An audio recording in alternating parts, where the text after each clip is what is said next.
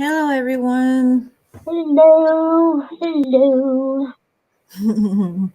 Hey, Laura, Hey, Laura. the dragon. Hey, Hey, Dragon. dragon. Thank you, everyone, for being here. Thank you for sharing me out. Please like that like button. I already did. Oh, thank you. I appreciate it.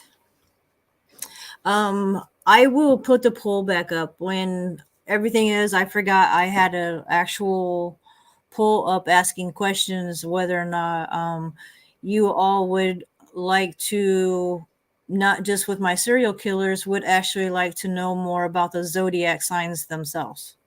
Mm, Because in a way, like it helps, I would think, to go along with way people are. So like mm, it would be with their tendencies, what's bad about that sign, or what could end up being about that sign. mm. Interesting. Yeah, because we all have like part of the signs, like all of us, but like for me, I'm an Aries, and I'm stubborn, probably like an Aries, very much so. But the only most Aryans love to be leaders. I Mm-hmm, don't. I don't. The mm-hmm. only leadership role that I've ever played the whole time of my life, since I was seven, yeah, 6 days after my 21st birthday, is being a mother. Oh, wow. That's the only leadership I've ever played in my life, is being a mother. Like, Aw. other than that, I don't want that responsibility. I've never wanted that responsibility. Mm, For me, like that's one of the one things of Aries that I am not. mm, And it's a very a lot of Aries, like that is one of the things that stands out a lot about Aries. But my son also is in Aries, and he's the same way as I am. mm-hmm, So that would be interesting to go back and forth. So like, what parts of, like, like, weighing that out. mm-hmm. Yeah, that would be very interesting. Yes. So today I'm starting the thing of Aquarius serial killers. Yay. So that, and I know this kind of thing because Boomy himself is an Aquarius. Oh, cool.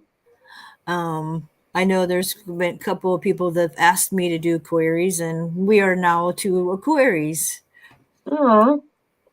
And yeah, it's from people from January into February, Mm, very early February. okay. Um, yeah, that's their birthdays. Like, it's the end of January and the middle and the beginning of February is Right, where this one is. right. Um, my first one, it's thing most people have known. It's the Green River Killer. His name Oh, is Gary Ridgway. very Ridgeway. I know about him. Yeah, he's one of the ones, like, just there was more than on enough, because he just the way he killed. Mm-hmm. And all y'all, most of my readers know, you just, what I read and some of the stuff is part, it can be and whatnot, Mm-hmm. but it's not too bad. Somewhat, I think we don't gotta wait until we get to the woman, and then when we get to the woman, that's kind of warning, only because it's about kids. Yeah. And I know that a lot takes that a lot, but it's it's an easy target, like I said, with prostitutes, because Yeah. there's 9 times out of 10 prostitutes don't have family. It's Mm-hmm. they're not going to be looked for. Right. That's the only like 9 times out of 10 why serial killers choose them, Yep. because of that Correct. fact. There, it's an easy target, and nobody's gonna look for them 9 times out of 10. Absolutely. And then you've got some cities who look upon the prostitutes and whatever she's disposable and don't look Mhm. into it. But Mhm. then there is cities where prostitutes, that it does make a difference, and if they die, they're on the case like they should be, Right. which is awesome. But like, I don't care, majority of those women, even if people don't look at it, a lot of those women are single mothers doing this Uh, for their children, mhm. unfortunately, because it's an Mm, easy job. mhm. Exactly. Just Uh, the pimp losing money.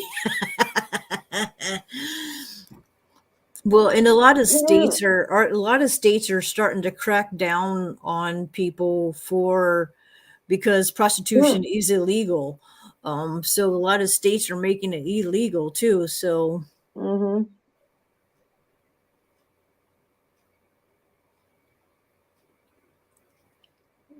cat poster. What cat poster? Oh, The you was one in talking the about my window. Halloween thing. It's an Yeah. actually drapery thing on my window.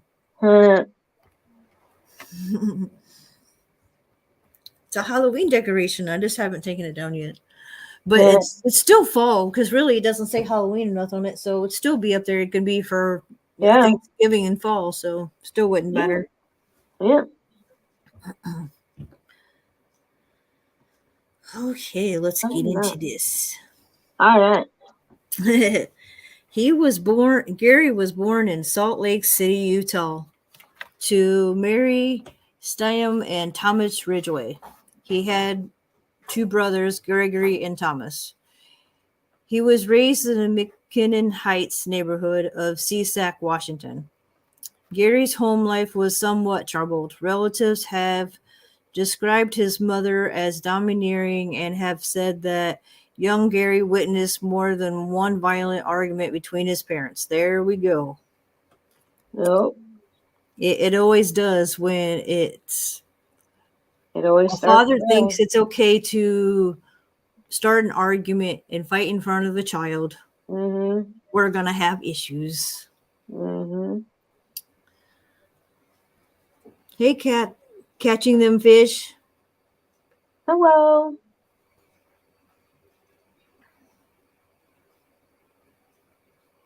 That's awesome. Roger said it's awesome. Well, I'm glad. I don't even know where that came from. I've gotten stuff handed to me and given to me. I don't know where it came Hi, from, to be honest. dragon. Yeah. As a boy, Gary had a habit of wetting the bed, so there was another issue that probably started with. Mhm. So his mother would belittle him every bit of the way when she bathed him and whatnot. Mm. Um,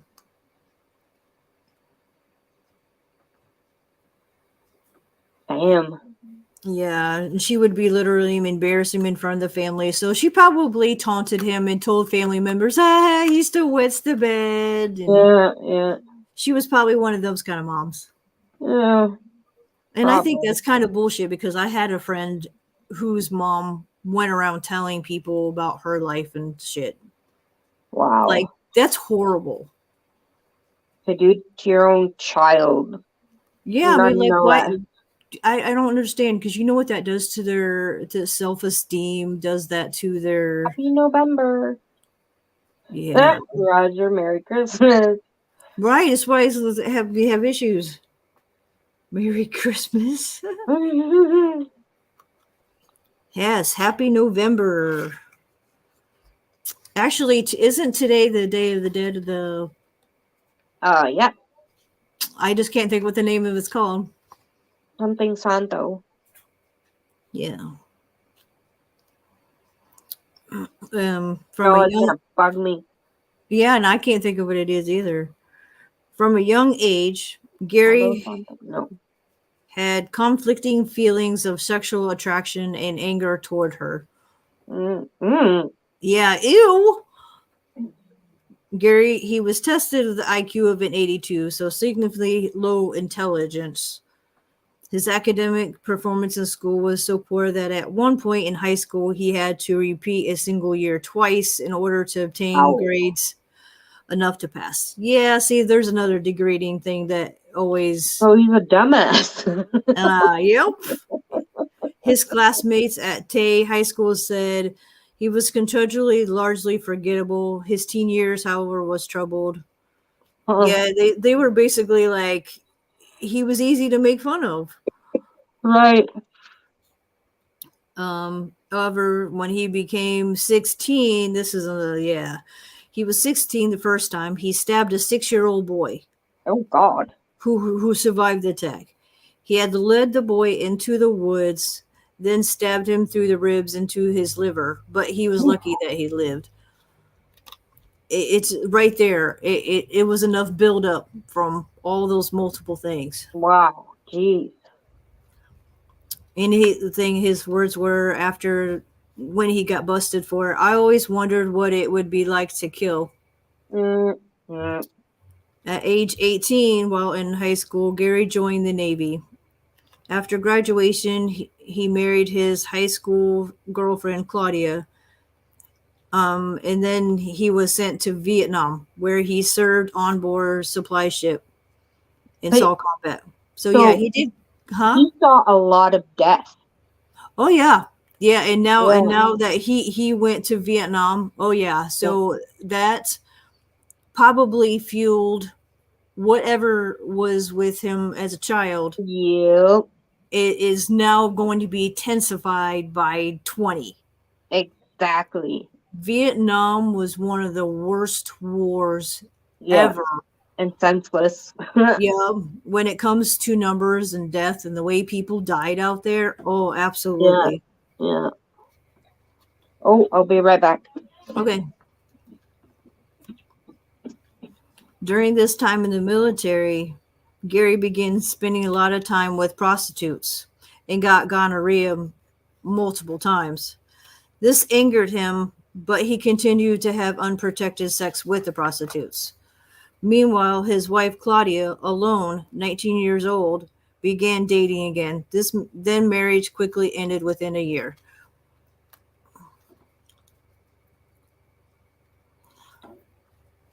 Yeah, that's what he just. Yeah, I was gonna say absolutely, Josh. If he was in the Navy, then yeah, he did see action being over there in Vietnam. Absolutely. And that's speaking of, he was born February 18th, 1949. So that whatever after that. So maybe I was like, oh, jeez, who knows? Friends and family questions about Gary after his arrest described him as friendly but strange. His first two marriages resulted in divorce because of infidelities by both partners. His second wife, Marcy, I'm back. claimed that, huh? I'm back. Oh, welcome back. I Yeah, got my his computer. yeah claimed that he yeah second wife Marcy claimed that he had placed her in a chokehold. Oh. Gary had become frantically religious during his second marriage, also Huh. pulverizing the door-to-door thing, reading the Mm. Bible out loud at work and at home, insisting that Marcy follow the strict teachings of the church pastor. Wow. Gary, yeah, right, like that's one hell of a mix. Ugh. Gary would also frequently cry after sermons or reading the Bible, though Mm. Gary continued to solicitate the services of prostitutes during this marriage, and also wanted Marcy to participate in sex in public and in inappropriate places, Mm. sometimes even in areas where his victims' bodies had been discovered. Holy shit. Ew. That's brazen. Well, you know what that is? That's pride. You Yeah. think about it, I'm going to take you where I killed a girl. Mm-hmm. According to Time magazine writer Terry McCarthy, Gary had an intangible sex appetite. His ex-wives and several girlfriends reported that Gary demanded sex from them several times a day. Oftentimes, he would want to have sex in public or in areas in the woods. Gary himself admitting to have had a fixation with prostitutes, with whom he had a love-hate relationship for. Mm, He frequently complained about their presence in the neighborhood, but he also took advantage of this service regularly. Yeah, it's okay. What the hell? That's definitely a love-hate relationship. yeah. I didn't know that he was that religious. I didn't. It is too, but it's kind of funny that like they pick it up, and I'm wondering if they Yeah, know what they're doing is wrong. They know subconsciously they know what they're doing is wrong. yeah. So I think, Yet they oh, do it I'm gonna anyway. pray to God and He's gonna forgive me if Mm-hmm. all that. Yeah. Dude, that's not how it works. Mm-mm. No. It's possible that Gary was torn between his uncontrollable lust and his religious beliefs. Yeah, obviously. Obviously. 1975, yeah, and then 1975, his second wife gave birth to his son, Matthew. Throughout the 80s and 90s, Gary is believed to have murdered at least 71 women. In an interview with Sheriff in the 2001, said that's about roughly how many he had killed over Seattle and Tacoma of Washington. Wow. Yeah, That right? is insane. It is. Oh, yeah, yeah. I know. There is a lot of killers or cultists that were for Yep. real. Yep. I know about Jim Jones. Yep, I've heard that That's where too. don't drink the Kool-Aid. Yeah, and the Kool-Aid guy. That's why everybody talks about the Hmm. Kool-Aid. His court statements later reported that he had killed so many he lost count. So he wasn't keeping count like some of them were used. That's how a lot of them knew how many they killed, is because they were keeping count. Hmm. A majority of the murders occurred between 82 and 84. The victims were believed to be either prostitutes or runaways picked up along Pacific Highway South, International Boulevard 99 now, Hmm. whom, whom he strangled. Most of their bodies were dumped in wooded areas around the Green River, except for two confirmed and two suspected victims found in Portland, Oregon area. The bodies were often left in clusters, sometimes posed, usually nude. He also sometimes later would return to the bodies and have intercourse with them. So he was a Hmm. necrophilia. So another necrophilia on our hands here, Yeah. because most of the bodies were not discovered until only Uh, the God. skeletons remained. Don't take candy from stranger. Right. Hey, wait, Halloween was yesterday. Right. Four victims are still unidentified. Gary occasionally contaminated the dump sites with gum, cigarettes, and written materials belonging to others. He even transported a few victims remaining across state lines in Oregon to confuse the police. Yeah, he really went out of his way to do his thing.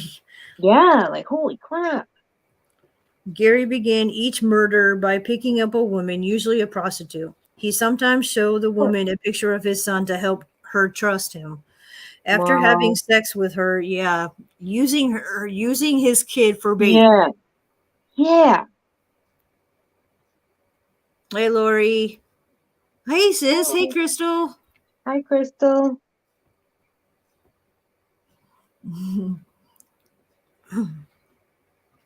Yeah, let's just use my son as bait. Apparently, Hmm. that's, yeah, to get him in the car.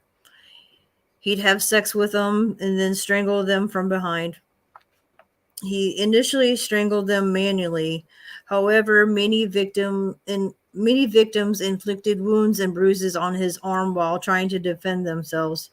Concerned that these wounds and bruises would draw attention, Gary began using literature. So he whatever he could find, he was using to strangle them Hmm. instead of using his hands, because probably he was getting, like, when he was holding him, she was probably trying to scratch him, anything that she could do to reach for him.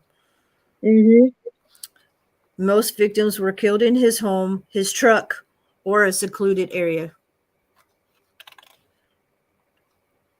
Gary was arrested at 82 and on 2001 on charges related to probation or prostitution. See, I wonder some places prostitution is a no-no. He became a suspect in 83 in the Green River killings. In 1984, Gary took and passed a polygraph test. On April 7th, 1987, police took hair and saliva samples from Gary. In 1985, Gary began dating Judith, who became his third wife in 1988. Judy claimed in a 2010 TV interview that she moved into his house while they were dating. There was no carpet. Detectives later told her he probably had wrapped a body in the carpet. Oh, jeez. Wow. In the same interview, she described how he would leave for work early in the morning some days, ostensibly for the overtime pay. Judy speculated that he must have committed some of the murders while supposedly working these early morning shifts. She claimed that she had no idea that Gary was suspected of crimes before he was contacted by authorities in 87. In fact, had not even heard of the Green River killer by that time because she didn't watch the news. Wow. I guess some people just don't. I mean, I get it that though. Like I don't. I still have to be honest because my husband does watch that stuff. I I don't. don't watch it often, but because I'm in the living room with my mom half Thank the you, time. Dragon. Hey, Dragon. But yeah. Okay, yeah. See, Josh and Green River. Oh, sorry, Crystal. I didn't see it. I don't think. Did you not see it? She asked a question and I didn't see it either. Oh shit! I was not It was looking. his name is Gary Ridgway. He is the Greenway killer between Washington and Oregon and the Greenway. I think the Greenway is I'm not sure if it's a bridge or I think it's a river.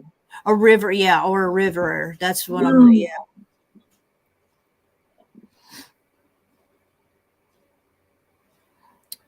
Are you? Did you get any medication, sis? I know you haven't been feeling good. Oh, that sucks. Yeah, she's got brats to take care of, and they're all brats. All my nephews are brats. But Oh, this is she's your been actual sick. sister? Huh? That's your actual sister?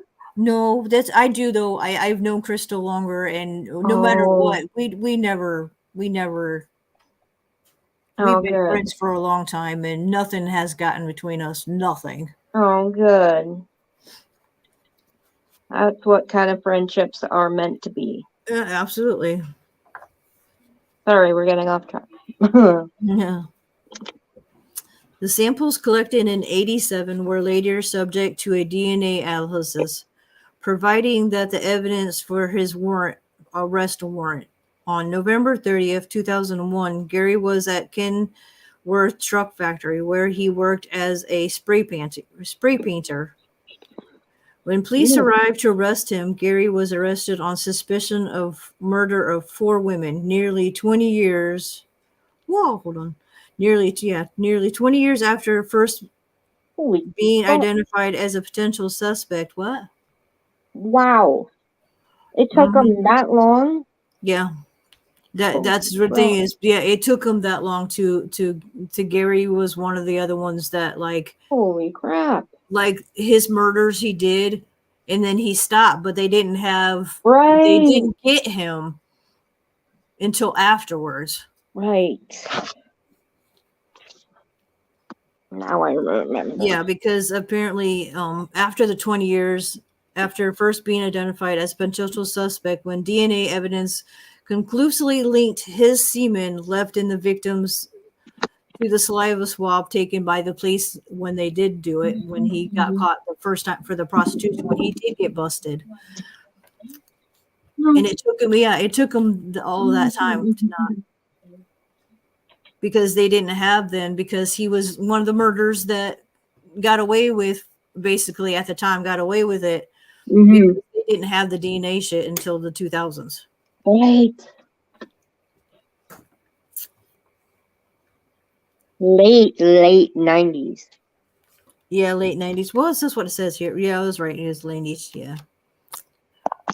They just didn't. Well, they didn't. It probably just didn't get processed until then. If that probably is what it was.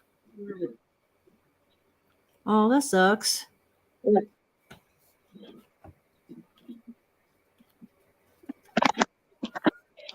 What? The Charlie, four, shut up. huh? I told Charlie to shut up.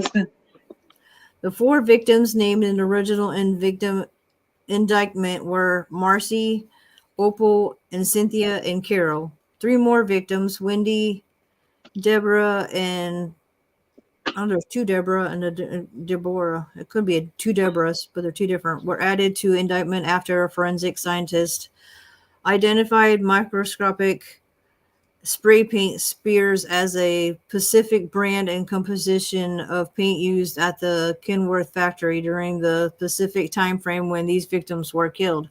So again, he got the other victims. He got caught with the spray paint that he was using at work. Got him busted.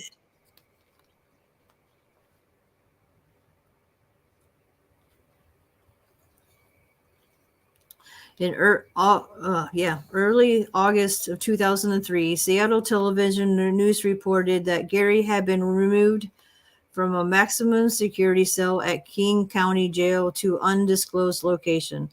Other news reports stated that his lawyers, led by Anthony Savage, were closing a plea bargain that would spare him the death penalty in return for his confession to a number of the Green River murders. On November 5th, 2003, Gary entered a guilty plea to 48 charges of aggravated first-degree murder as a part of the plea bargain agreed to in June that would spare him execution in exchange for his cooperation in locating the remains of his victims and providing other details. In his statement accompanying his guilty plea, Ridgway explained that all of his victims had been killed inside King County, Washington, and that he had transported and dumped the remains of the two women near Portland to confuse the police. On December 18, 2003, King County Superior Court Judge Richard Jones sentenced Gary to 48 life sentences with no possible parole and one life sentence to be served consecutively.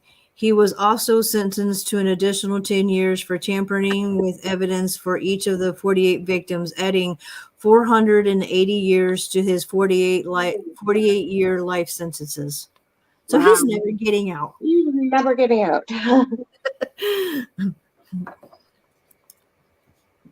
Gary led prosecutors to three bodies in 2003. August 16th of that year, remains of a 16-year-old female found near Enumclaw, Washington, 40 feet from State Route 410, were pronounced as belonging to Pammy Annette, who been believed to be a victim of the Green River Killer. The remains of Mary and April were found in September.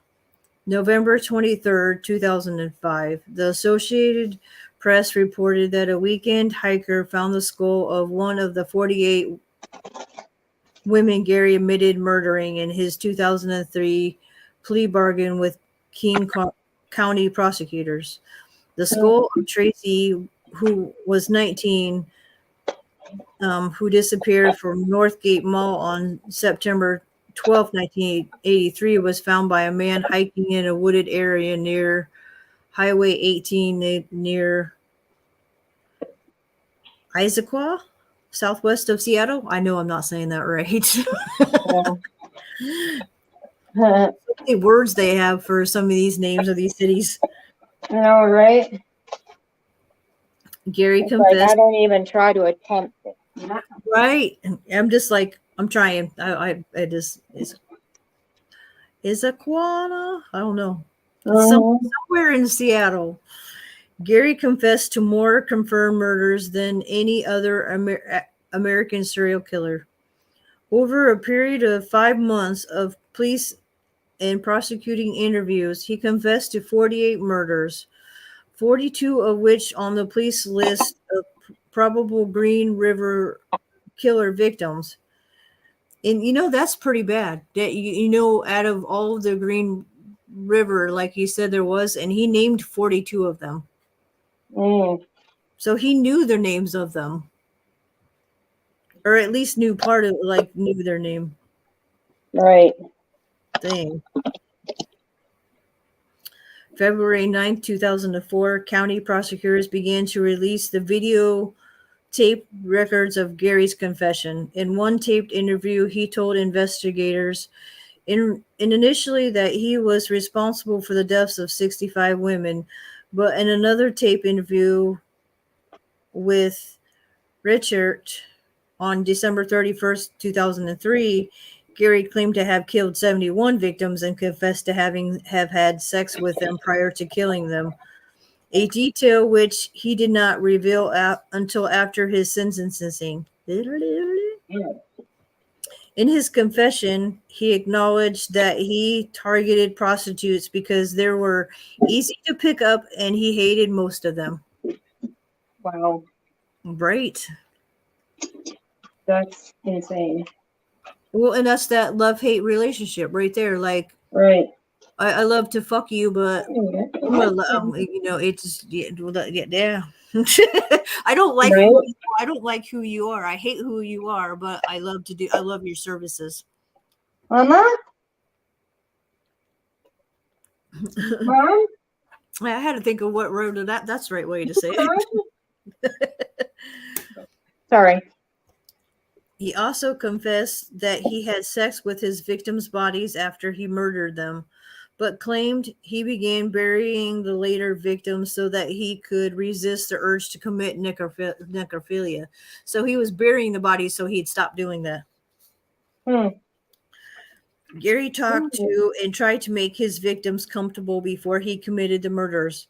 In his own words, I would talk to her and get her mind off the sex, anything she was nervous about, and think, she thinks, oh, this guy cares, which I didn't. I just wanted to get her in the vehicle and eventually kill her.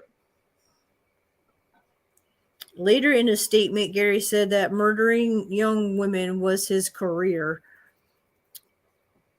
Gary is incarcerated at the Washington State Penitentiary in Walla Walla, Washington. So yeah, in 2011, he was charged with his 49th consecutive life term. In most cases,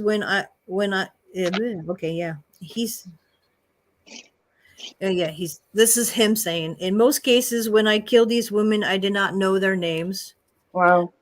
Most of the time, I killed them the first time I met them and do not have memory of their faces. Holy shit, he really doesn't care. Yeah, Hey, Christy. I killed so many women. I have had a hard time keeping them straight. I have reviewed information discovery about each of the murders with my attorneys, and I'm positive that I killed each one of the women charged in the second information. I killed them all in King County.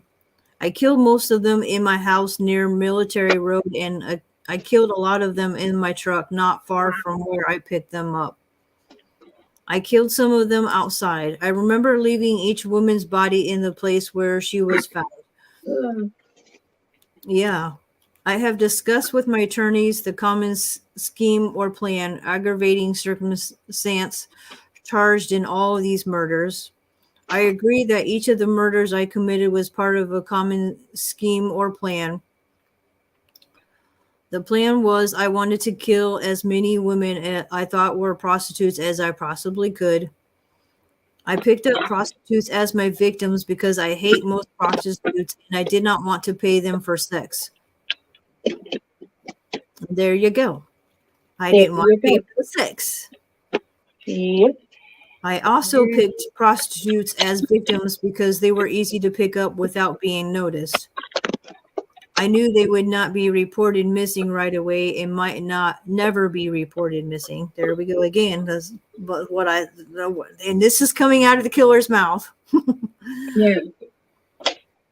I picked prostitutes because I thought I would kill as many of them as I wanted without getting caught. Another part of my plan was where I put the bodies of these women.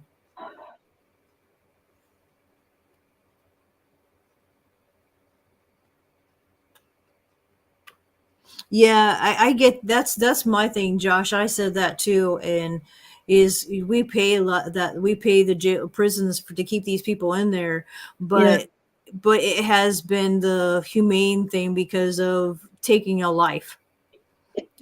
It has come down to it has come down to it's you're taking another life, Right.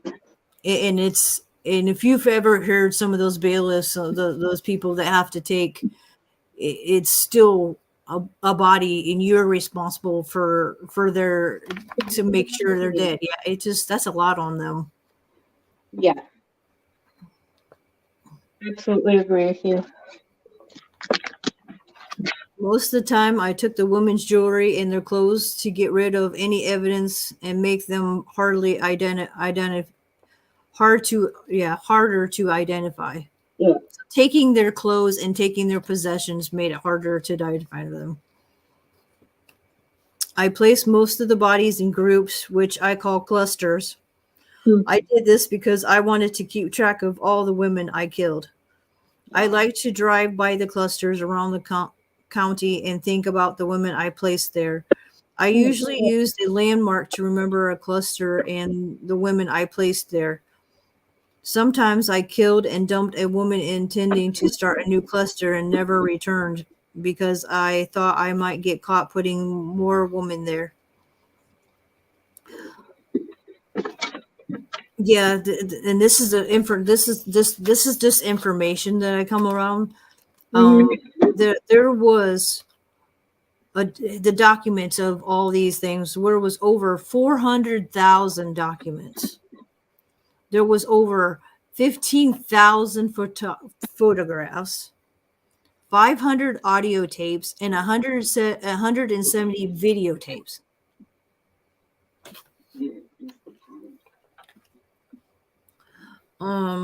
Yeah, in the midst of all of this, y'all get a kick out of this. In the middle of all this hunting, they went to Ted Bundy in his prison cell Wow. to offer from his prison cell on death row to assist Kipple and the task force to finding their man. Bundy offered his old antagonist and rare glimpse into the mind of a serial killer, in an offer that Keppel could not refuse. The two men conversed mostly via letters, while Keppel asked detailed questions that he'd hoped Bundy could answer, which in the end he didn't help him do shit. Yeah. But most of the information that Keppel received greatly interested Keppel and task force interested. Bundy suggested that the killers knew his victims, probably even befriending them before he lured them to their deaths. Right. According to Keppel's book, The Riverman, Bundy suggested that the killer likely disposed of even more bodies than where they were found more recent ones. Moreover, he believed that the disposal pattern of the bodies led closer to the killer's home. Yeah, it was okay then. He gave him on Yeah. much of the was not help to the case, but I guess it gave him more of an insight to the inside of a serial killer's mind, and I guess so that was.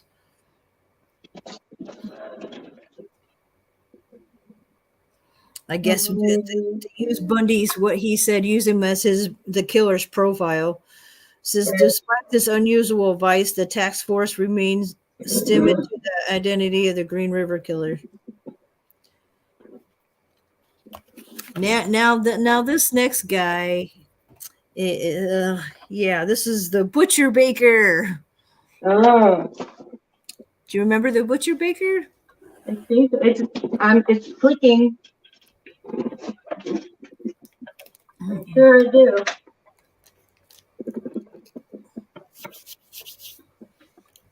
Hello. Uh, Hello.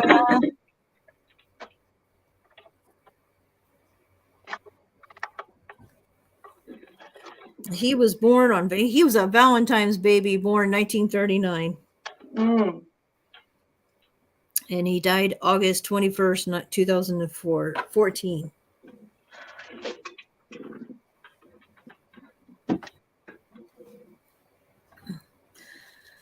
He was born in Estherville, Iowa, to Christina and Edna Henson. Robert was the son of a Danish immigrant who followed in his father's footsteps as a baker. Robert was skinny and painfully shy, afflicted with I'm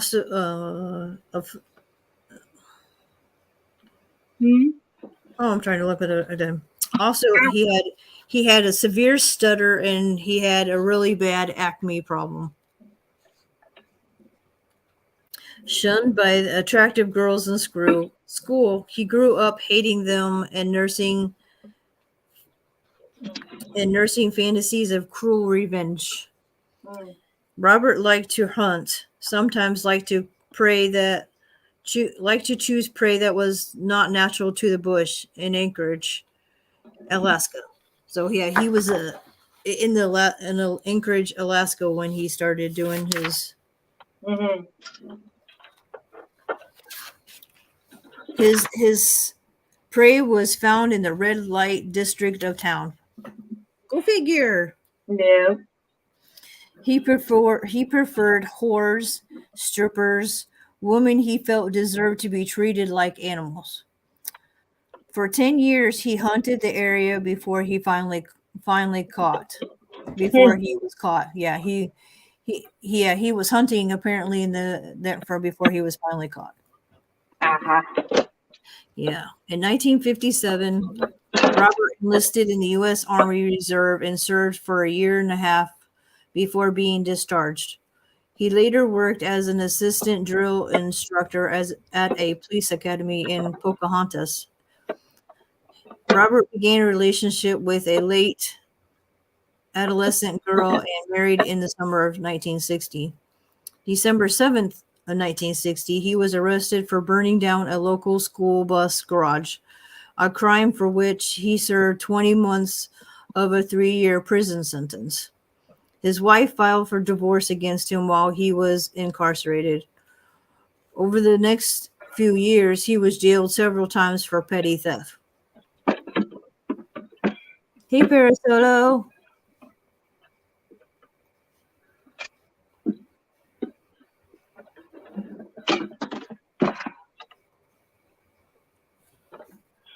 In 1967, he moved to Anchorage, Alaska with his second wife, whom he had married in 1963. In Anchorage, he was well liked by his neighbors and was famed as a local hunting champion. He even broke several records documented in the Pope and Young books of world hunting records. However, these were vacated after Hanson's conviction. So, like, even though he had won these things back in the day, his name was taken out of those books for Hunter because of his conviction of killing women. Oh wow! Which is, I would think would only be right. Like you use your hunting skills to hunt humans, not what you were supposed to be doing.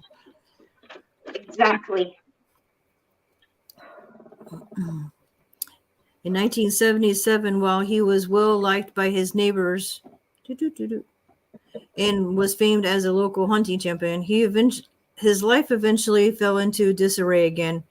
He was imprisoned for theft, diagnosed with bipolar affective disorder, and prescribed lithium to control his mood swings. He was never officially ordered to take the medication, however, and was released from prison after serving a year. By now, the father of two children, Hansen opened his own bakery after his release and was widely thought of as a pillar of his community.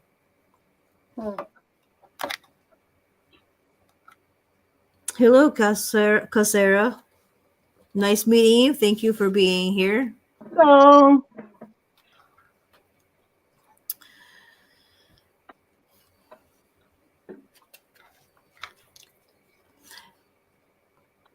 And I'm now on the Baker Butcher, if anyone is just coming in here. Hey, Gabriel Boo.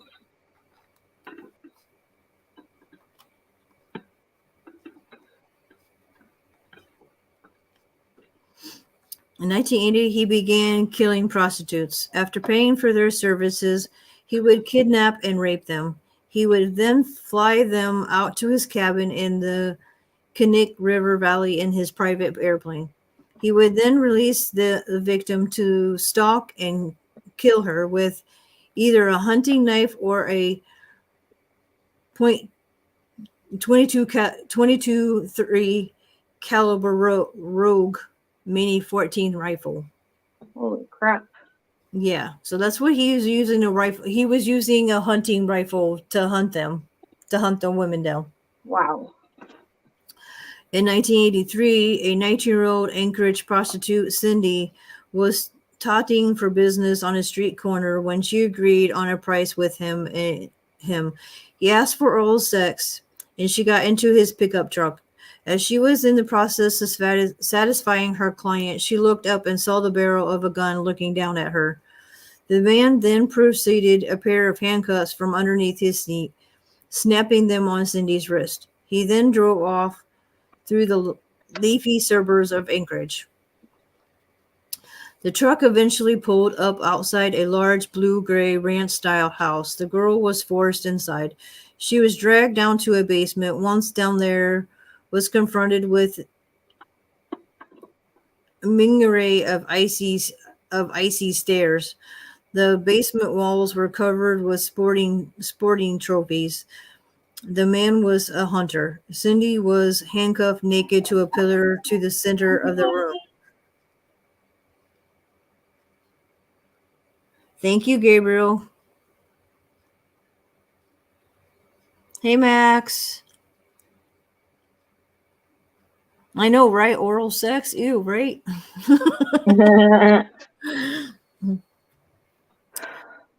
Yeah, and then she was put in it so he would repeatedly rape her and sodomize her for hours. The hunter then lay back on the couch and sofa lay on the sofa and fell asleep. When he finally awoke, Cindy was made to dress, was re-handcuffed and driven to the Merrill Field Airport, where the truck pulled it up alongside a small white aircraft. He told Cindy that they were going to fly up to the hunter's cabin in Alaska wilderness. He boasted that he had taken lots of girls up there for fun. Cindy saw her chance to escape. As they arrived at the plane and the hunter got out, she pushed through the driver's door and ran towards the lights of Fifth Avenue. As she ran, she could hear her captor shouting, "Stop, you bitch! Stop or I'll kill you!" Cindy never looked back. As she reached the road, she saw a truck's headlights approaching her. She waved it down with her manlist hands. The driver, 36-year-old Robert, slammed on his brakes and Cindy clambered into safety. Once she had calmed down, she led the cops to the house she had been taken to. The police knew the house. It was that of the local baker, Robert Hansen, a man they knew as a respectable type of guy. They then took the girl out to the airport where she pointed out Hansen's airplane. It would seem that they had a suspect. Hours later, Hansen was picked up at his house. I know, right? Like crazy. And he probably would have never gotten caught if she wouldn't have gotten away. Mm-hmm. It's the same way with Jeffrey Dahmer. If that boy Yes. would have gotten free, if that boy wouldn't have gotten free, Yeah. hi Misfit. I miss it.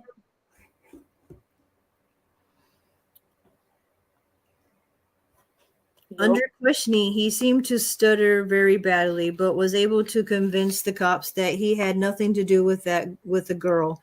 He also had two of the most respected men in Anchorage as an alibi. Compared with the testimony of a known prostitute, this was a lot. So police filed it away and forgot all about it. Of course. Mhm. Why would they believe a whore over a respectable man? Exactly. Yeah, no, right. A few months later, some hunters stumbled across a female corpse in a bush a few miles from Anchorage. It was Sherry, a topless dancer who had been missing for about a year. Once this discovery was made, police started to worry. A year earlier, they had found a corpse in the same area. They had also had over a dozen missing women in similar occupations in their files. One ballistics had checked the bullets for the two bodies were they both from a rogue Mini 14 rifle. Both bodies were dressed with no bullet holes in the clothes, meaning they had been dressed after death. Mm. It seemed they Yep. had a serial killer.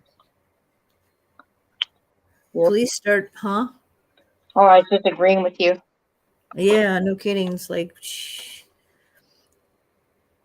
he knew what he was doing. Like was not use the clothes and was just. Exactly. Police started looking through their files and came across Hanson's brush with him. A quick check showed that he had a cabin near the killer's dumping site. Around this time, they also linked a few more corpses to the list, or added a few more to the corpse to the list. Construction workers found parts of a woman that was unable to be identified because the body had been mauled by bears. They also found Jonah, whose body had been chewed up by bears. She was a topless dancer that had vanished around without a trace. Police looked into five more missing topless dancers whose friends all gave similar stories of their last known movements. Police needed something, so they decided to lean on Hansen.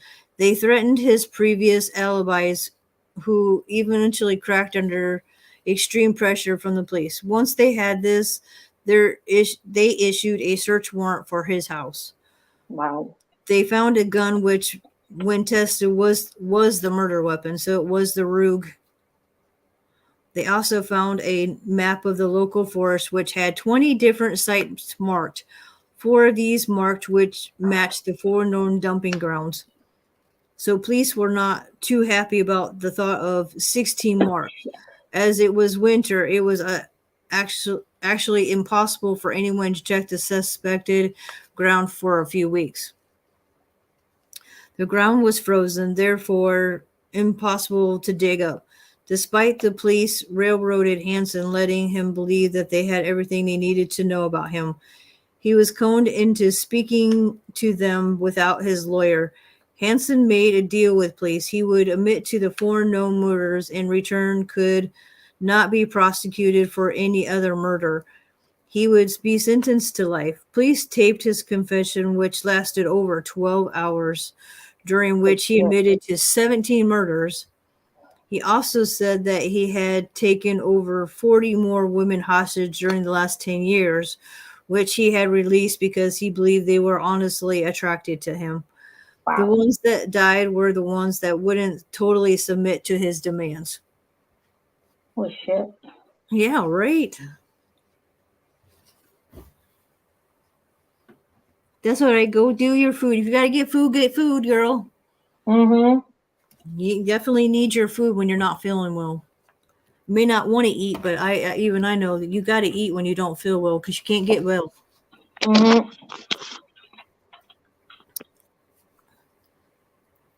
Um, the one murder that seemed to excite and also made him famous was the Paula Golding. After raping and torturing her, Hansen opened the cabin door and let her run away. After a few moments, he took off after her with his rifle. He was hunting her. He talked with great excitement about how she had run across some rather sharp rocks and cut her feet badly, forcing her to try and hide under a bush. He spotted her calling out her name. This frightened her, so she jumped up and started running.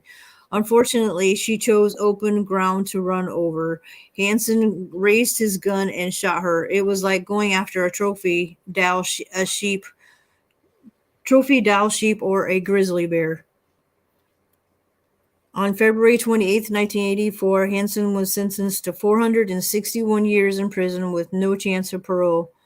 Police definitely suspected that he was involved in more murders, but have no way of proving Hansen was ever spoken of them.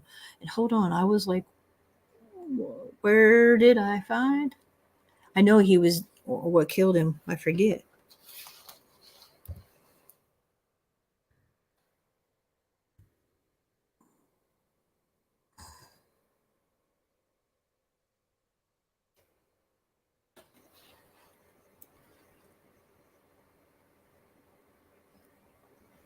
Oh yeah, okay. So he died in 2004 of natural causes, and he was 75.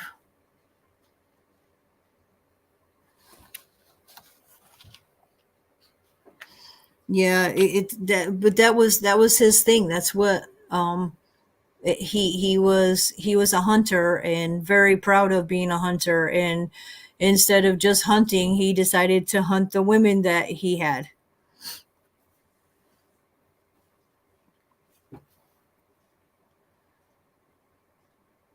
Now my next one is a older one. This one would be in the 1800s.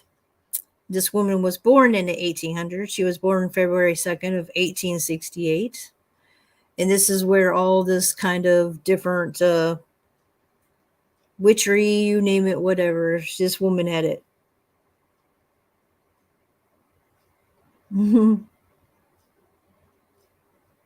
Yeah, right. That's exactly where he belongs too. Exactly where he belongs to.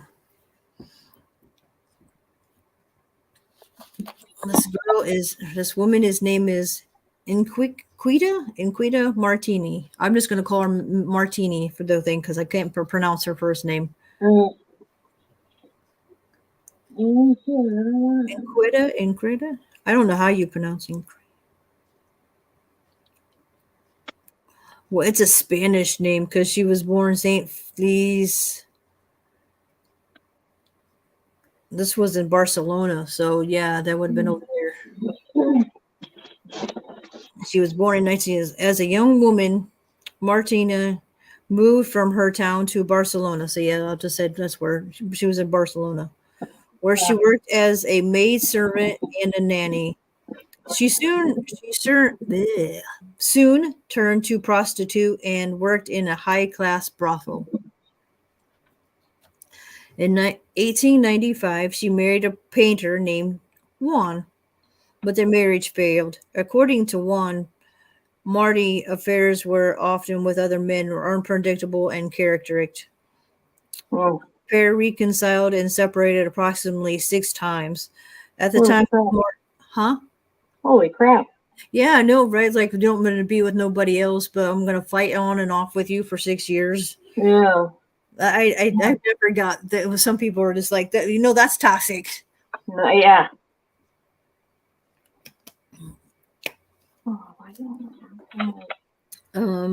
At the time of Martin's detention in 1912, the couple had been separated 5 years and had no children.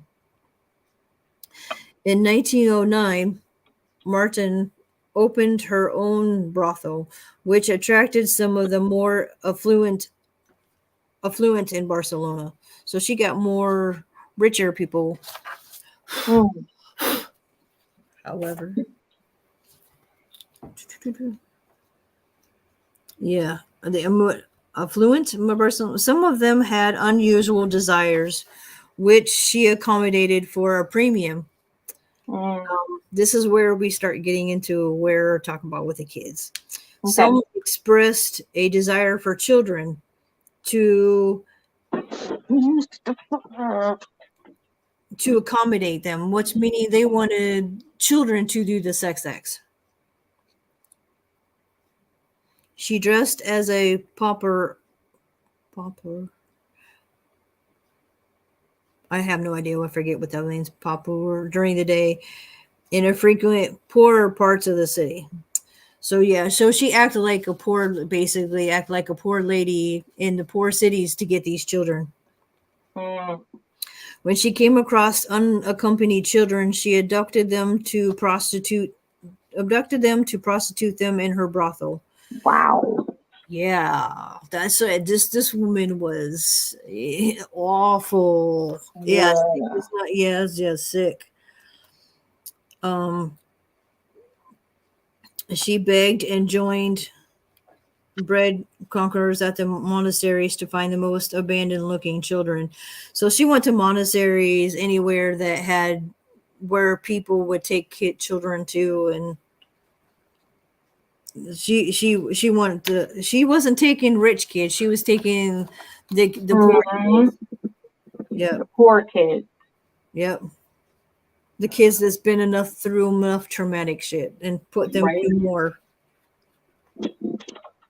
By night, she attended a casino and other places where wealthy Barcelonanos gathered, likely offering her service as a procurer of children. At the same time as she was prostituting children, she was also practicing as a witch doctor. She claimed drinking the blood of children cured tuberculosis and offered creams and elixirs that could stop aging and prolong life. The ingredients she used to make her remedies came from the remains of the children that she was killing, who ranged from 5 to 15 years of age. She used the fat, blood, hair, and bones. For this reason, she didn't have problems disposing of her victims. Martina offered slaves ointments, filters, and potions, especially to treat tuberculosis, which was highly feared at the time, and various other incurable diseases. The wealthy paid large sums of money for these remedies. Hmm. Yeah, no, like this is something else. When I come across this, I'm like, yeah, I'm not passing reading this up to my readers because this is interesting. Yeah. Like, and that would be why when they come to is they never knew how many because of the parts where she used the parts of the body, so there wasn't.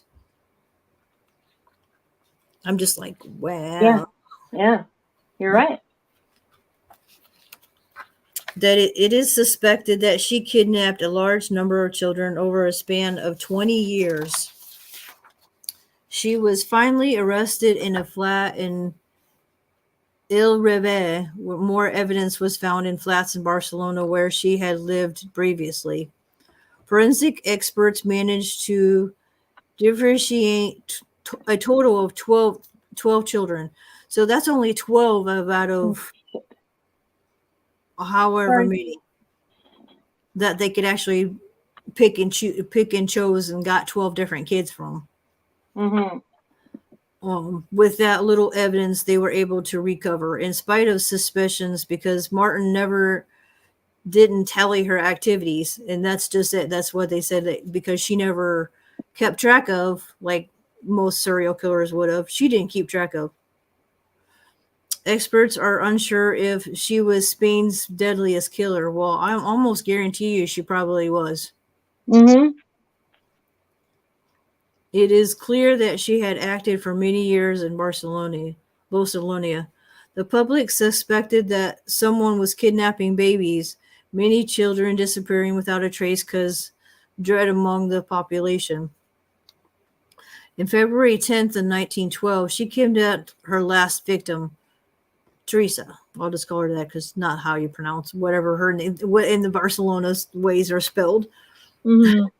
For 2 weeks, the city looked for her. There was great public indignation since the authorities had been extremely passive regarding the missing children. A suspicious neighbor found Teresa's trail. On February 17th, Elias, a girl, saw a girl with cropped hair looking from a casement window. This is the earliest form of movable window, wood or metal framed hinges or pivots that can hang, that move. I didn't know that. I had to look that up.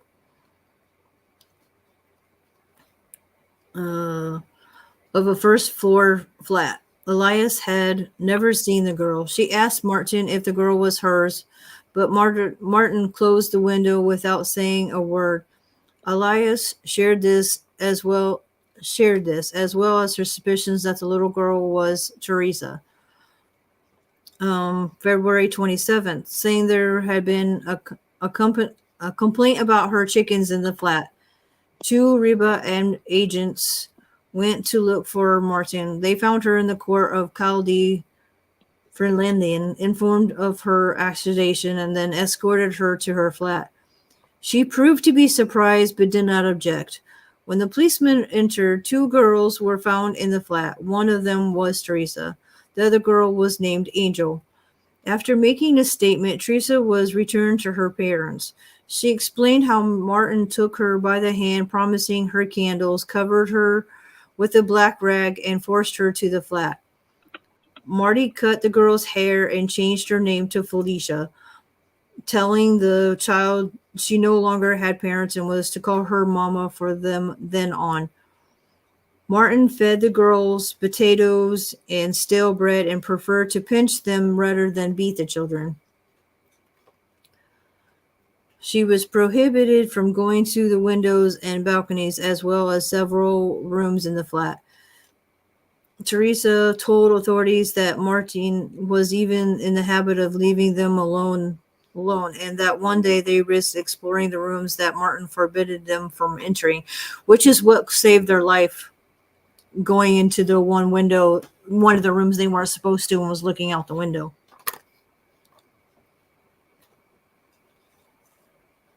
They found a sack with a girl's clothes covered in blood and a boning knife also covered with blood. Teresa never left the flat during her captivity.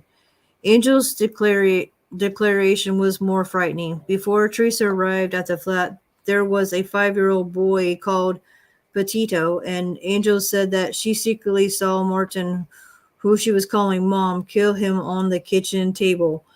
Angel's identity was more difficult to pinpoint as she didn't know her surname, but confirmed Martin claimed that her father was called Juan. Martin maintained that Angel was her daughter by her estranged husband, Juan. He appeared before a judge and declared that he had not lived with Martin for years, that they had no children, and he didn't know where Angel came from.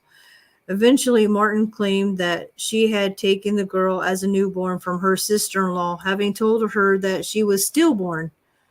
Damn!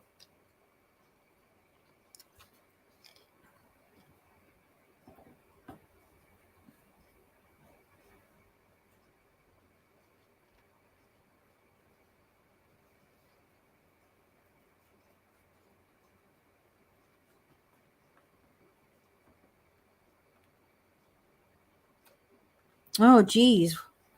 That's not nothing that they even talk about doing to your own kid. What the hell is wrong with the people? And people that do that to their own kids is sick.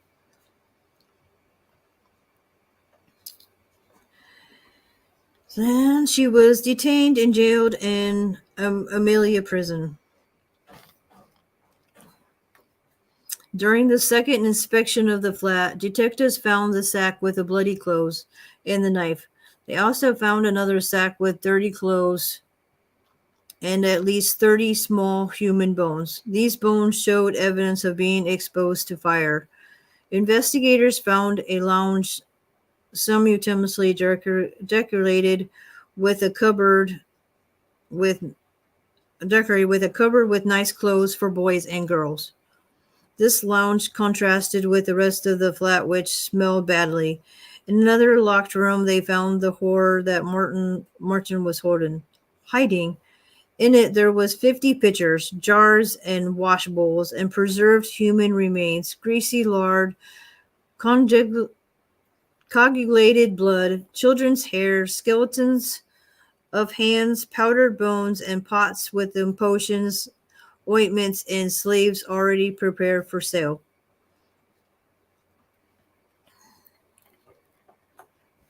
Investigators also went to two more flats where Martin had lived in previous times.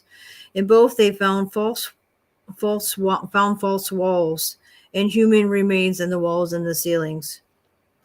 In the garden of the house on Carrier, they found the skull of a 3-year-old child and a series of bones that corresponded to a 3-year-old, a 6-year-old, and an 8-year-old children. Some remains still had pieces of clothes whose condition indicated that Martin had habitually kidnapped children of impoverished families with insignificant means to look for their missing children. Further, investigations revealed more housings on property of Martin's family. Here they found remains of children in vases and jars as well as books of remedies.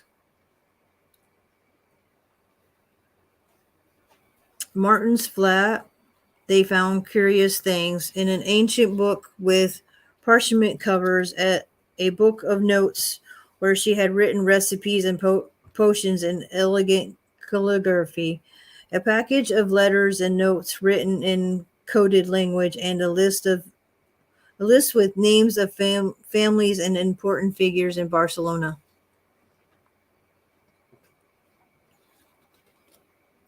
The list was very controversial since the public believed that it was a list of her rich and clients, and that because of their wealth they could not pay for their crimes or pedophilia or buying human remains to treat their health. Police tried to stop the list from leaking, but rumors abounded that it was a client list of doctors, politicians, businessmen, and bankers. With events of the tragic week in their minds and fearing riots, authorities claimed the public with news articles explaining that the list contained the names of people that Martin had begged from. Yeah, so they lied to the public.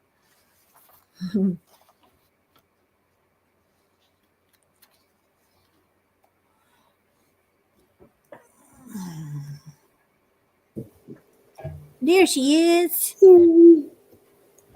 Yeah, so their list of her people that were doing it, they are her clients that took in the children to do. They considered it, hey, we're not going to leak this, and they just said it was business people, but that wasn't it. That's not people she begged from. Those are the people that wanted children to do shit with. Right. They had the money and means to do it. Well, I love your chair. Thank you. I would have it white. I do purple, but I can't do white. Not in this house. Not with cats. Yeah. It's kind of that right.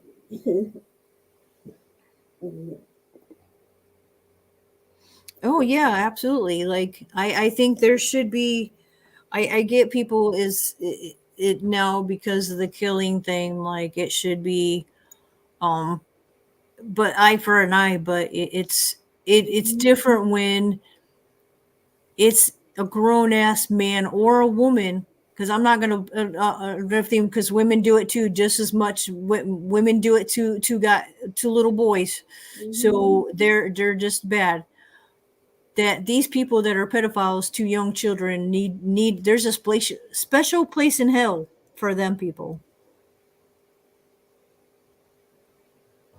Oh yeah, absolutely. But like it is, they got their time coming. I'm telling you what, they're the ones that's going to be the ones who do burn eternally in hell forever. Mm-hmm.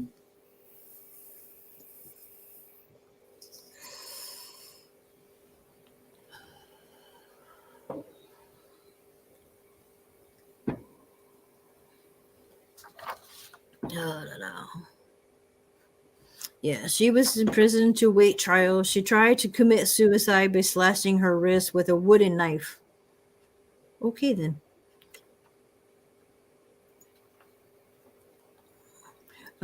Public indignation exploded because the people wanted her to face trial and execution by the garrote, which is killed by strangulation, typical with an iron collar or length of wire or cord. I did not know that. Mm-hmm. But back in those days, that would have been, they would have been appropriate for that woman. Mm-hmm.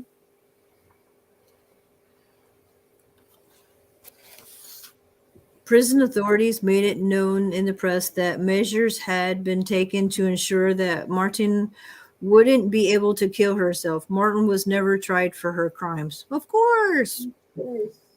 She died a year and 3 months later after her arrest at the hands of her prison mates.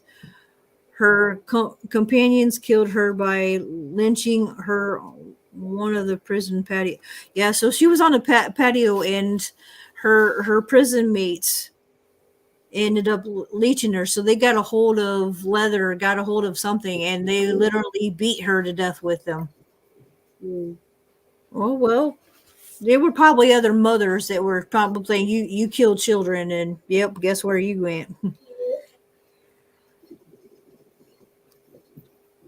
Some on May 2nd or May 12th, 1913. Some believe the inmates were paid by Martin's wealthy clients, so the details of her crimes were never revealed in a public trial. However, her death certificate gave urinary cancer as her cause of death. Okay, then. Mm. So they probably did it on purpose because they probably didn't want the people to know that the inmates killed her. Mm-hmm. The untimely death robbed authorities of the opportunity to complex expose all of her secrets. She was buried in a secret. She was buried secretly in a common grave in the new cemetery, situated on the mountain of Montjuic in Barcelona. So the mountain on in Barcelona. Mm. And I can see that though, because if she was going to these casinos and selling her services for these people that had money who wanted children. They're the ones that wanted the children, and she Mm. would, and to do this, she was making them pay more than the regular customers.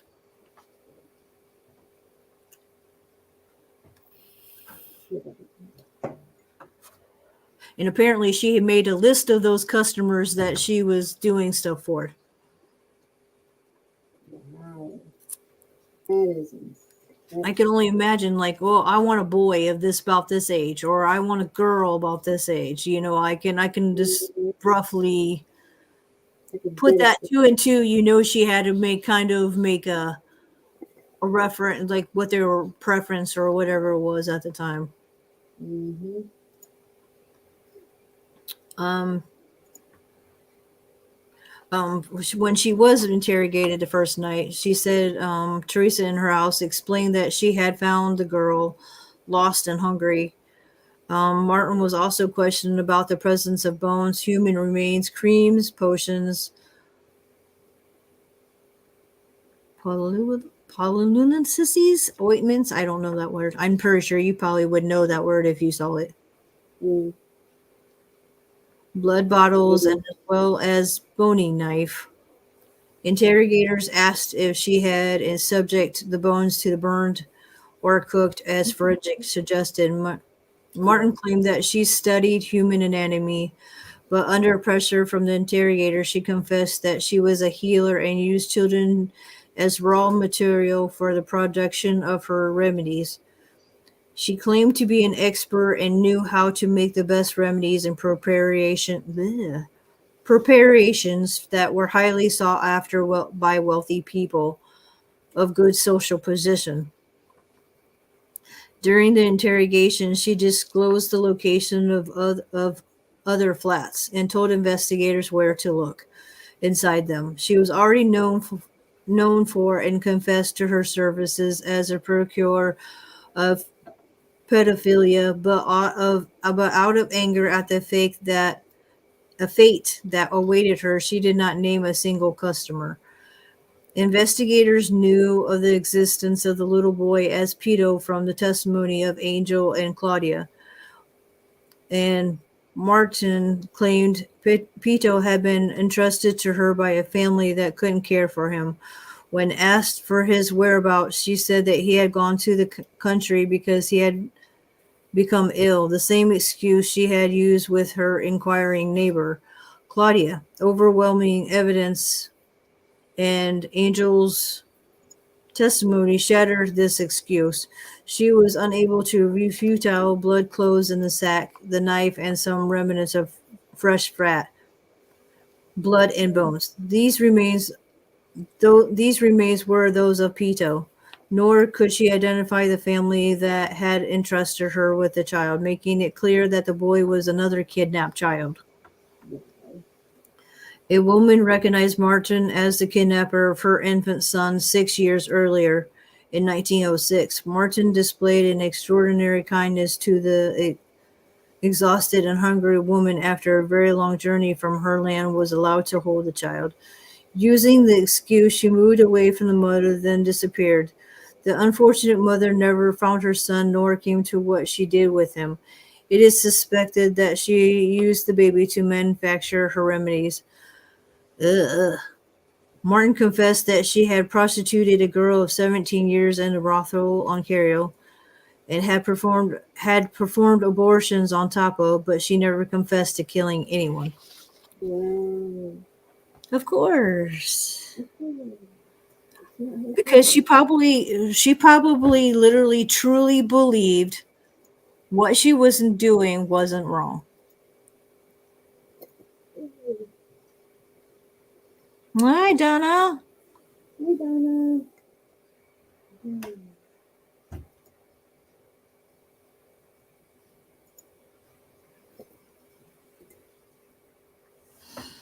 Yeah, it's some of the weird stuff like Mm, I've talked about behind scenes because obviously you can't talk about that mm, YouTube wise because anything political it can get you in some trouble. So mm, yeah. um, it's so crazy some of this stuff but like I said back in the day, she probably had an issue, but then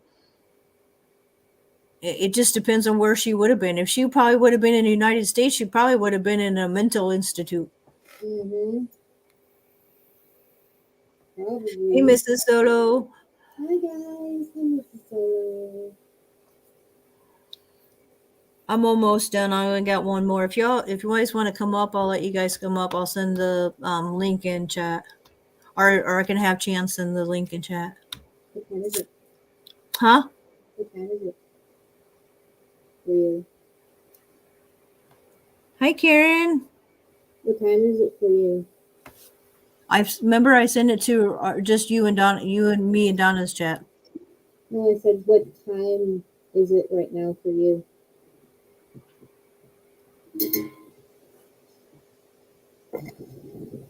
Okay. Mm, My next guy is called the Lust Killer. let's kill it. So Woo! I was like, Lust Killer? Okay, then. I don't think I've heard of him before.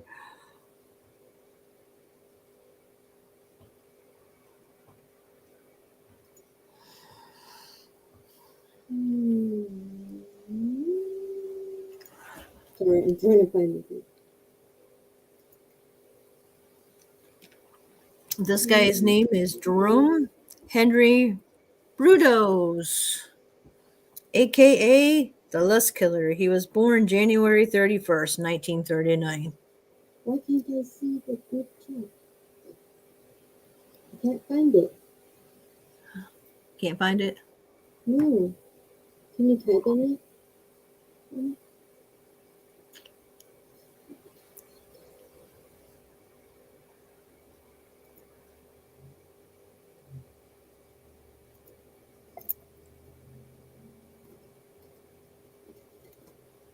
He was horny. Yeah.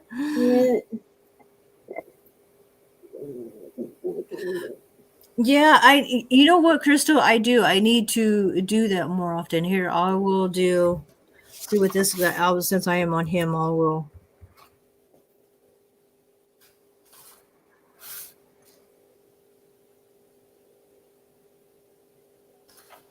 So you all can know what he looked like.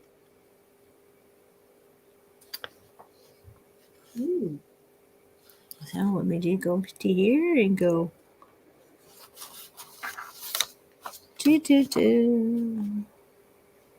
No, not settings. I don't want settings. Present. Share screen. Go to my windows. No, go to my vast. Go this. Say share.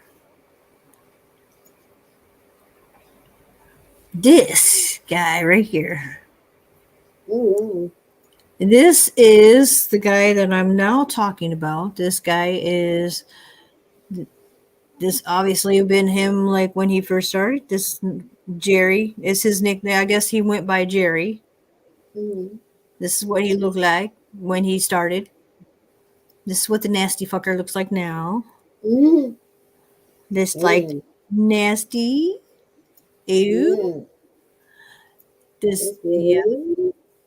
Like yeah, no, nasty dude. Ew. So yeah. This is yeah. Okay, now I see it. Mm. But yeah, this is what this no, whoa, we'll put it back. No. What this guy looks like. I know, right? Crystal, in 9 times out of 10, majority of them are ugly as yeah. Mm-hmm. I think to be honest, a lot of the only few that was good looking, Ted Bundy. They always Mm-hmm. thought he was good looking. He was blue eyed, blonde hair. Um, Mm-hmm. I'll let you up in a little bit in a few minutes, Dragon. Um, it, I can let you up. Just hold on a second. Just let me finish my stuff first. But yeah, majority of them are, but like you've got Ted Bundy. There's been a couple of them that have been. They're good. They were good looking guys. It's just um, let's see. Go back here.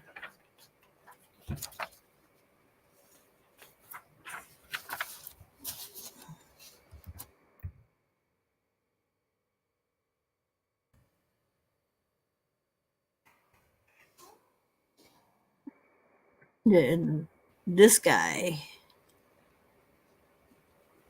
This guy here is the butcher killer that I was telling you that literally was hunting the people. This is what he looks like. Yeah, most likely. Yeah, Crystal, we think he is, but back in the day, girls thought he was gorgeous. But yeah, this is Robert. Well, one quick thing to say before Yeah, I mute myself again. That dude is not cute. Sorry. yeah, none of them are. No, but No, hell no. but like a lot of people thought Ted Bundy was like because of his he had blue eyes and it's yeah.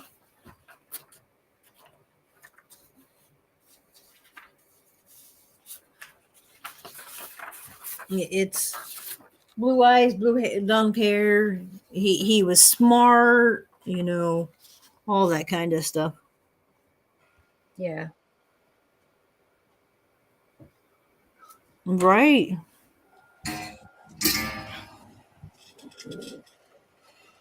I haven't come to him yet, Crystal. I know what you're talking about though.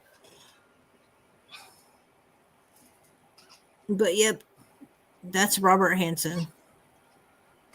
We will stop showing that one.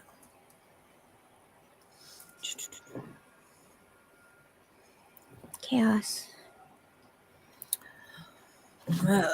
But he was Bruto's, or we're going to call him Jerry for short, because apparently that's what he called him. Ah. But he was born in Webster, South Dakota. His mother, of course, wanted a girl, so she often ignored and belittled him. I don't get parents that do that. Me neither. I don't understand. You cannot choose you cannot choose the sex of the baby. yeah, that's what you know what else. You Yeah, can't choose, exactly. like you get what you get. Mhm. Yep, that's right. I don't understand. If you're gonna be like that, then give the child up. Don't put that kid through that. Yes, it is exactly. I hate, and people's like, well, you can't do it. I'm like, no. If you're gonna treat a child that bad, then you should give them up. Mm-hmm. And because of this, he had a fetish for women's shoes. Mm. And he was only 5 when he started having a fetish for shoes. And it was probably his mom's fault, because she probably made him wear girls' clothes. Probably. Because there's been other killers that the mom had wanted a girl so bad, she made him wear girls' clothes and everything. Yep. Oh, yeah. That's pretty sick. It is. He spent his teen years in and out of psychotherapy in state hospitals. He was sent to Oregon State Hospital after he beat up a girl who rejected his advances. So right there tells Wow. He's okay with beating up you women. you said no, so I'm gonna beat the fuck out of you. Yeah. His rage into people's homes continued, and he had started preying on women, stalking them until he could knock them down and choke them to steal their shoes. The fuck? Just to steal their shoes. Yeah, just to steal their shoes. That's insane, loves. Okay, right? That's what makes these killers whatever. Yeah. He married, lived in Portland for a time, and then moved to Salem. At age 17, he dug a hole and kept girls as sex slaves. Ooh. Shortly after, he was found out and taken to a psych ward of Oregon State Hospital for 9 months. There it was found his sexual fantasies revolved around his hatred and revenge against his mother and women in general. Jerry suppressed his obsession long enough to graduate from high school and became an electronics technician. Blah, blah. In 1961, he married and settled in Portland, Oregon suburb. It was about this time, however, he began to complain of migraine headaches and blackouts. Relieving his symptoms with night prowling raids to steal shoes and lace undergarments. Jeez. 1956, the family moved to Oregon where Jerry was a teenager. He was in the Army for a short time, but once again in Oregon. Mm. Oh my God, Roger. Yeah, that guy needed to be locked up and throw away the damn key. Yeah, right. On January 26, 1968, Linda, a 19-year-old of Aloha, is last seen selling encyclopedias in the Portland neighborhood where Jerry lived with his wife and their 2 kids. Linda's body was never recovered, but Jerry later told police he killed her and threw her body into the Willamette River from the Wilsonville Bridge on Interstate 5. Jerry never was prosecuted for her death, and it is kind of hard to prosecute in a lot of states if they don't have a body. So that means and if that body probably drifted down, it could be in another state. It could have just all of the above. But yeah, majority of the states, if they don't have a body, they can't prosecute. November 25th, 1968, Jan 23 of McMillanville was last seen in Eugene. In her car was later found abandoned at a rest stop along Interstate 5 between Salem and Albany. Jerry had been committed to the Oregon State Hospital many years earlier after being taken into custody for threatening 2 girls and forcing them at knife point to disrobe so he could so he can take pictures of them. He also was accused of stealing and wearing women's clothes. There we go. Jerry Larry later admitted he was wearing women's panties and pedal pushers when he stalked out Sachet in a girls' dormitory at the Oregon State University campus looking for women. That's disgusting. Yeah, that's Josh. I have that too. Like Oregon, Washington, California, all in that little that for whatever reason. I'm like, what is with that line? Is it like that interstate something? It's just meant to where Oh kills, yeah. The killing fields. huh? Killing fields.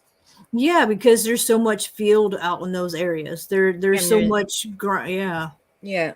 It's that stretch of highway where girls go Just land, yes, woods, you know, abandoned areas, and nobody's gonna go out there. It's just the same.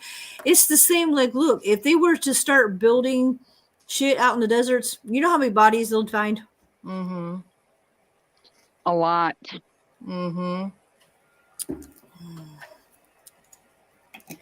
Yep. You know, right? Oh, I got my computer set up. Yay! I like that she's got a light magnifier thing over there. I like Yeah. that. It helps a lot. I'm sure it does. Well, you finally got your computer. Congrats, love. Yes. Yay! I'm waiting all fucking day. In 1969, Karen, another 19-year-old, was a student at Oregon State. Was supposed to meet her mother for lunch at the Meyer and Frank department store in downtown Salem, but she never showed up. Her car was found locked and abandoned on the store's rooftop parking lot later, but there was no trace of the girl. On April 22nd, 1969, Gloria Smith, 15, is nearly abducted while walking near Parish Middle School. Smith eventually identifies Jerry as the man who attempted to kidnap her and take her to a green Volkswagen. A car later identified as belonging to Jerry's mother. Before getting to the car, Smith spots Phyllis Carey working in a nearby front yard and yells to her and pulls away. So at least there was somebody that she knew and was able to call out to them, which probably helped her get away because she had somebody to call out to. Right. On April, the same day, Linda Steele, 22, of Beaverton, is last seen alive at the Lloyd Central parking lot in Portland. On May 10th the same year, Linda is found in the Long Tom River near Monroe, weighed down. Law enforcement agencies throughout Marion, Bennington, and Multnomah counties, as well as the FBI, had been searching for months to find any kind of lead to the missing women when a lone fisherman stumbled across the biggest find of his life. Sam Wallace had been looking for a fishing spot along the Long Tom River, 12 miles south of Corvallis, where he spotted something unusual floating near the surface of the water. Looking closer, he discovered it was a human body. Wallace raced to the car and drove to the nearest gas station to call police. Bennington County Sheriff's deputies hurried to the river. The body had been tied by nylon cord and copper wire to a heavy automobile transmission and dumped it into the river. Deputies removed the victim and later discovered it was Linda, the Portland girl who had disappeared from Lloyd Center. On a hunch there may be more bodies nearby, reserve sheriff's diggers dragged the river. 2 days later, Karen, another 19 years, found along the Tom River, Monroe, way down from where Karen was found. Only 50 feet from where Linda's body was found was also way down with the head of a cylinder 6-cylinder car engine. Nylon cord was used to tie the body to the engine. So Oh right my there's God. 2 bodies within whatever down the road because they decided to keep looking down the lane. They found another body. Right. On May 18th is identified as possible suspect after a tip from Oregon State University student. The 26th, Jerry's home is searched by police who find copper wire, rope, and pictures of female victims. The 29th, he is arrested on charge of armed assault related to the April 22nd incident with Gloria Smith. June 3rd, arrested in Salem on 3 counts of murder of Karen, Linda, and Jane. The 27th, Jerry Oh, pleads guilty Crystal. to 3 counts of murder of all 3 of them. 3 days before the scheduled start trial, Judge Vale Sloper hands down 3 consecutive life sentences. Jerry is transferred to the Oregon State Penitentiary. The body of Jane Whitley is found tied to a piece of railroad iron in Willamette River near Independence. In 1985, after repeated parole hearings, the Oregon Parole Board tells Jerry he will never be paroled. Good. You will be in prison for the rest of your life, and there will be no further parole hearings. So they told him, stop trying to get him because we're not even going to accept you even trying. Yeah. The chair that was coming from the chairman. Jerry continues to be allowed to appear before parole every 2 years for informal interview. So basically, he just has to go in front of them. What's happening with him? Whatever that case. Right. Oh, okay. Yep. And then on March 28th, 2006, Jerry dies at 5:10 a.m. inside the store area he dies of liver cancer. Ah, fucker. So yeah, he got karma got him. Mm-hmm. Because that'll be one of the worst ways to die is cancer, and being in prison, you're not going to get all that. Sorry, my pets. Stop. It don't matter if you're pretty or if you're not pretty. But people of all sorts just die because the killers are idiots, and Yeah, it I is what it agree. is. It's just majorly effed the fuck up. I'd say that. All right. Mm-hmm. You don't got to keep your eye on that thing. I'm done now. So we're Okay. up, Oh, we're all what? I'm not off, but I'm done reading my stuff. I am done Okay. actually. So. What videos will put you to sleep? No. Oh, don't say that, Rogers. That's not, I did share you out on my community tab, Reen. Well, thank you. Mm-hmm. 5 minutes right before you started, yeah.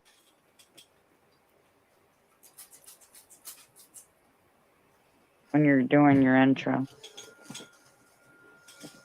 My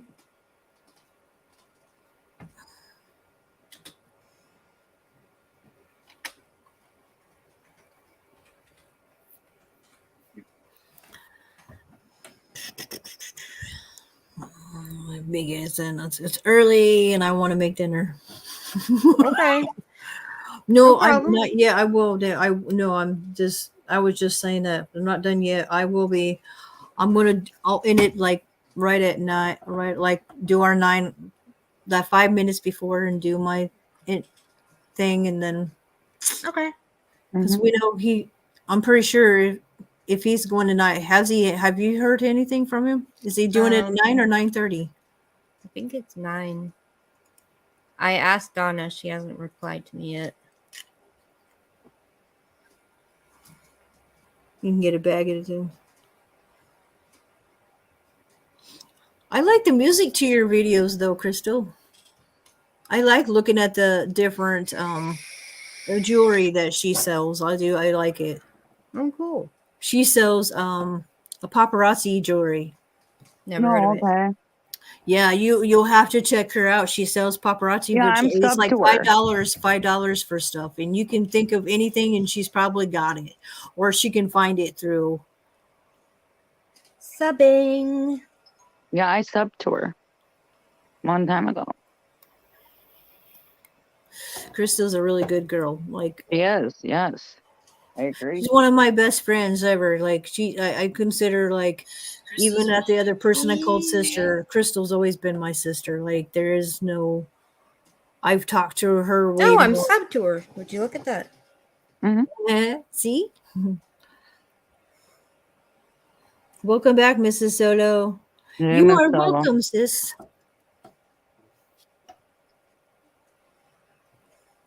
Shit, Crystal and I have talked to things. She always calls Boomy her old man too. Oh, So she has an SB spirit box. Lucky. I do too, and I need to learn to use it.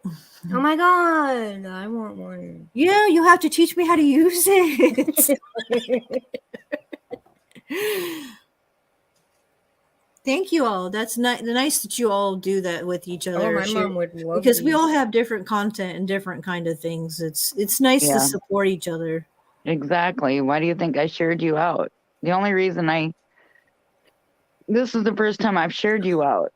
I mean, I shared my one diamond It's art. okay. I know 'cause I I'm not wanted to getting see rid of how you, it worked. Crystal. I don't want to get rid of you. You and I have talked about everything in life. You know me more than most. We've had those hours of conversation like multiple times.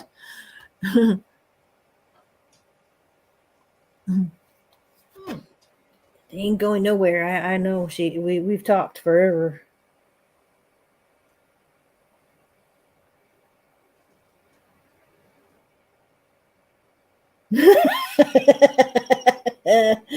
That's funny, Donna. Oh, is Donnie here? No, I was just reading the message I got from her with Oh. between you and me and her, and she sent that. Holy fuck! She said she almost killed 2 people today. She said. Oh, dear. Oh shit. Are you Yeah, still I working can on do the because same one? people are ass wipes. Let me tell you. Oh, if I had pierced ears, I would buy this. He said Roger says he floats like shit. Oh wow. That's funny. Funny. Oh, my So, mom would love anyway. these. My mom would love these. What? I can't. These. Oh yeah. I can't see. Oh no, I see. Oh, yeah. yes, yeah. That's Yeah, pretty. she's got all kinds of nice, neat necklaces, earrings, bracelets. Like it's This nice. could be dangerous for my mom. I'm not showing her this. We do. I and I do that for Crystal because even though she's not just she's my sister, she's a single mom. She's live. Yeah, that's her business. Her selling the paparazzi, and she also does crocheting, and she crochets things. Yeah. She does beanies, all kinds of stuff. Well, he's early, so there's that. So he can't bitch that we're not there. Yeah, right. I will. It will be 5 minutes. Well, we got 5 minutes. Alrighty. I'm going to tell you all. I'm going to start my intro and making my intro out because we can get ready to do other stuff. And thank you all for being here. Much love to you all. Much love to everybody. I shall make part 2 for Thursday. I'm planning for Thursday. I am going to start making more content more during the week and getting more. I'm taking an advice from someone I am enjoying going from. So, but I think you so did a Ninja great. Turtles might find me. All right. Well, I think you did a great job, sweetie. Well, Yep. thank you. Much You're love to welcome, you Mom. all.